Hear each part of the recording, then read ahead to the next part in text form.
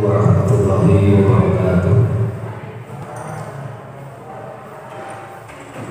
Yang kami hormati Bapak Kepala Madrasah kami beserta staf, yang kami hormati rekan-rekan yang bahagia, dan mudah-mudahan ada dalam lindungan Allah Subhanahu wa Ta'ala. Bapak, Ibu, rekan-rekan seperjuangan, mobil khusus Bapak Kepala yang saya hormati. Beberapa waktu lalu saya ditugaskan oleh Bapak Kepala untuk mengikuti MGMP di KKM 5 Garut. Untuk itu, atas tugas dari beliau, saya juga harus menyampaikan kepada rekan-rekan, sebetulnya jauh dari kata sempurna, karena yang akan saya presentasikan ini sebetulnya hal yang sudah biasa, karena di dalam pendidikan itu tugas guru ada yang pokok tentunya adalah pembelajaran, tetapi pembelajaran tersebut tidak akan terukur kalau tanpa penilaian. Dan hendaknya seperti yang saya sudah lihat di beberapa referensi, bahwa penilaian itu atau assessment itu bukan hanya atas pembelajaran yang sudah kita laksanakan atau assessment of learning, tapi juga ada pembelajaran penilaian untuk pembelajaran atau assessment for learning. Juga ada penilaian sebagai pembelajaran bagi guru sendiri atau assessment of learning atau learning. Baik, kita lanjut langsung saja. Yang akan saya presentasikan di hadapan rekan-rekan semua adalah kaidah penyusunan kisi-kisi dan soal. Sebetulnya ini sudah lumrah bagi kita. Jadi saya di sini sharing saja dengan Bapak dan Ibu guru.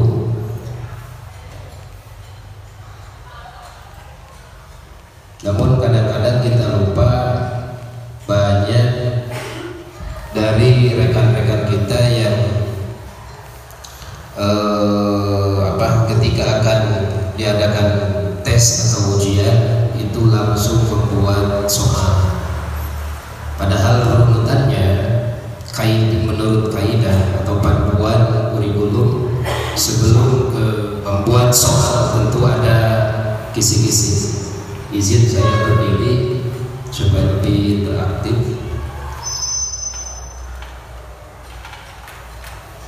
Baik, mohon maaf.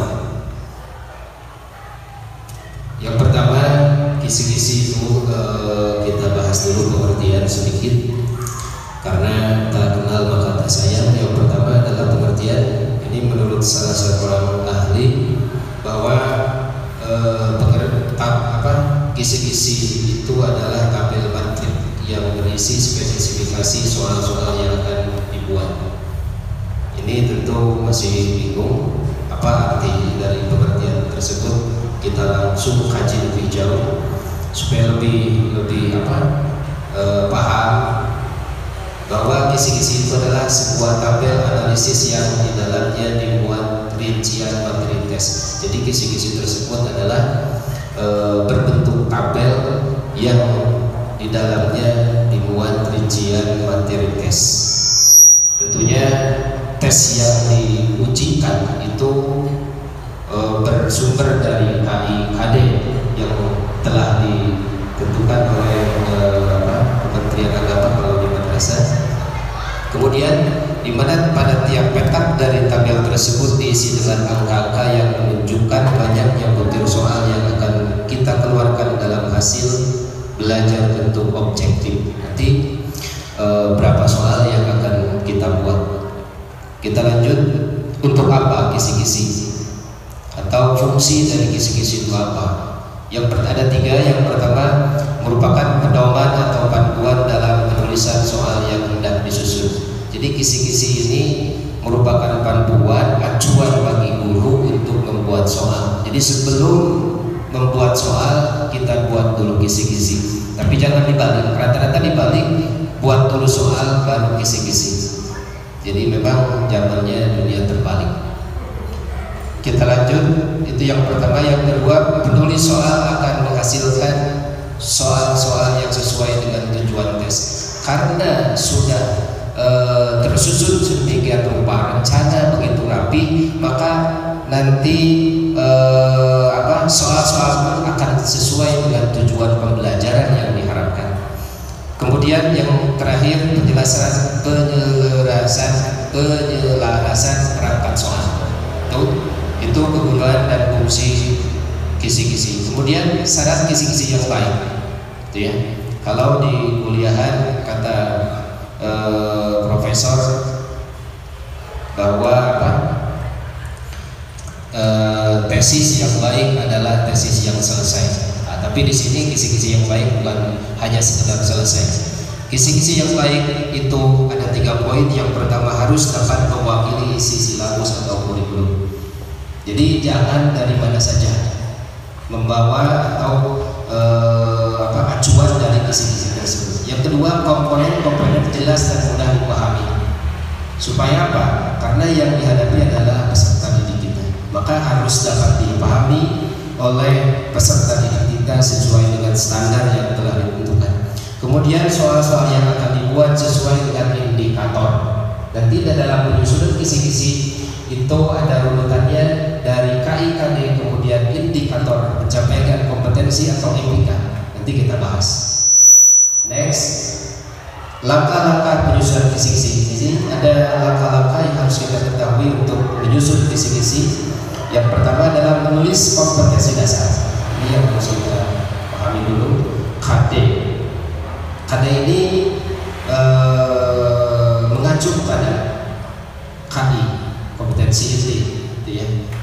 Karena kompetensi inti itu ada 4, ada KI 1 sampai KI 4. KI 1 sifat spiritual, KI 2 sifat sosial, KI 3 pengetahuan, dan KI 4 tentang keterampilan.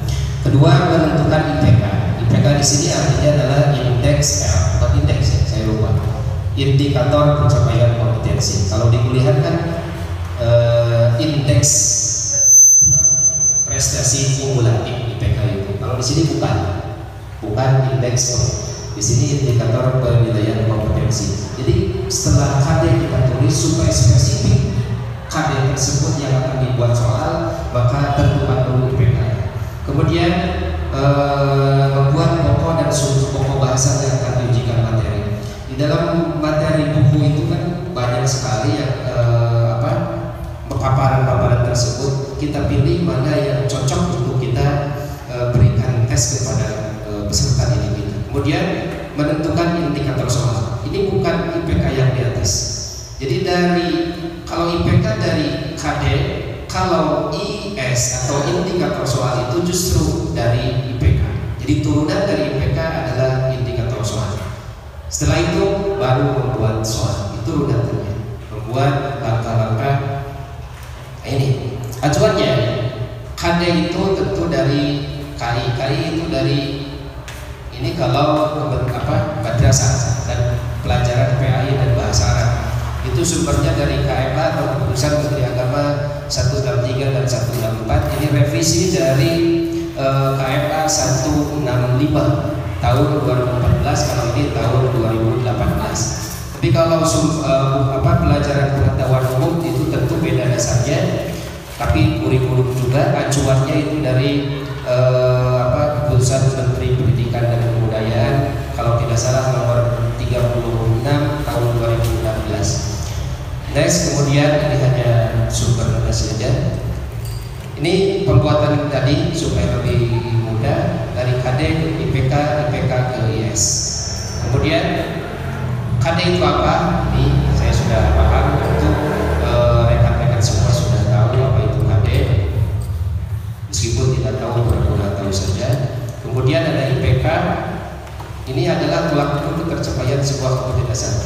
Ini lebih spesifik ke IPK. Kemudian dari IPK ke IS. Next, kemudian IPK ini tadi ya, penjabaran IPK itu apa? Ini menggambarkan supaya lebih spesifik, gitu ya. Karena dari satu KD itu kita bisa membuat beberapa soal, gitu ya. Jadi dari satu KD kita bisa membuat 1, 2, 3 soal. Bahkan sekarang bisa sampai 16 soal. Kenapa? Karena pembuatan IPK itu bersumber dari revisi taksonomi Bloom tahun 2001. Kalau tahun 2021. Kalau taksonomi Bloom yang dulu itu kita hanya bisa membuat soal itu hanya 4. Kalau sekarang bisa 16 soal. Itu dari satu KD itu ya. Nanti kita bahas sedikit taksonomi Bloom. Ini IS yang tadi indikator soal adalah rumusan soal yang akan kita buat. Indikator soal berpatokan pada IPK. Kemudian, nah ini revisi taksonomi Bloom, gitu ya. Pasti ibu bapak juga sudah punya filenya. Di sini ada C1, C2, C3, C itu kognitif ya. Kognitif yang pertama mengingat, memahami, menerapkan, menganalisis, mengevaluasi, sampai yang tersulit adalah mencipta. Jadi menurut Bloom bahwa seorang peserta didik itu harus sampai ke C. Nah, bagusnya. Ini ada pengetahuan faktual, ini kognitif, konseptual, prosedural, sampai akhirnya metakognitif, ya. Metakognitif itu berbentuk pengetahuan yang berbentuk abstrak, ya. Ini banyak. Kemudian, nah ini tadi kita untuk membuat indikator pencapaian kompetensi dari KD tersebut itu harus menggunakan kata kerja, dan kata kerjanya itu tidak sembarangan, tetapi harus KKO atau kata kerja operasional.